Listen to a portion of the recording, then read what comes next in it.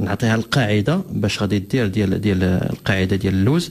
هي تكون العجينه طايبه ديجا، فيما كانت عندك 500 غرام مثلا ديال اللوز مطحون، زيدي لها واحد 300 غرام ديال القشطه الطريه.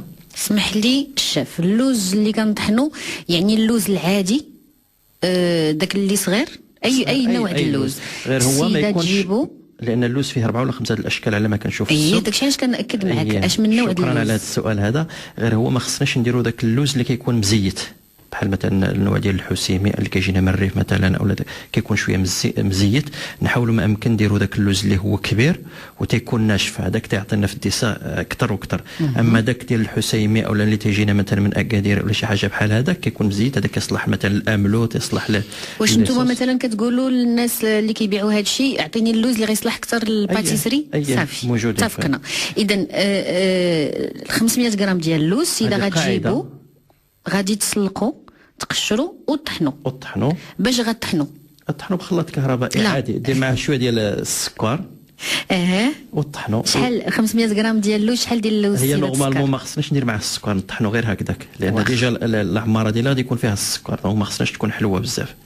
هذا مثلا الا كانوا غادي يطحلوه يعمروا به مثلا البريوات او لا دابا حنا خلينا غير في الطورطاج. لا غير باش نعطيك واحد النقطه. دونك 500 غرام ديال اللوز مطحون، واحد 300 غرام ديال القشطه. شحال ديال القشطه طريه؟ 300 غرام.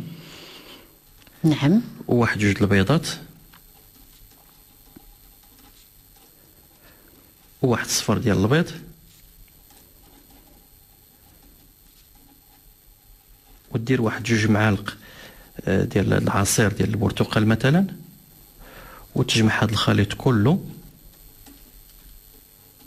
وديروه في ديك لاطار ديك العجينه اللي تتكون ديجا طابت، وتنديرها في الفران ل 20 25 دقيقه على حساب، حتى 30 دقيقه على حساب الفران اللي كيكون في واحد الدرجه ديال 165. العجينه اللي كنا طابت سابقا يعني مده ديال 10 الى 15 دقيقه، وكديريها لاله في الوسط الفران وتكون سخونيه دائريه. دونك المده ديال الطياب 25 دقيقه حتى 30 دقيقه ل 165 درجه. واخا هذه اذا تورته ديال اللوز رائعه، طريقه سهله. السيده ملي تخرجها ما تسقيها لا بسيرو لا والو، كتقدم هكذا. غير هي هنايا ربما ملي تبغي ديرها مع لي كلاص او لا دير فوقها القشده الطريه باش كتجي لك لينه، وهنايا خصها تمشي سخونه، كتكال سخونه ما تتكالش بارده.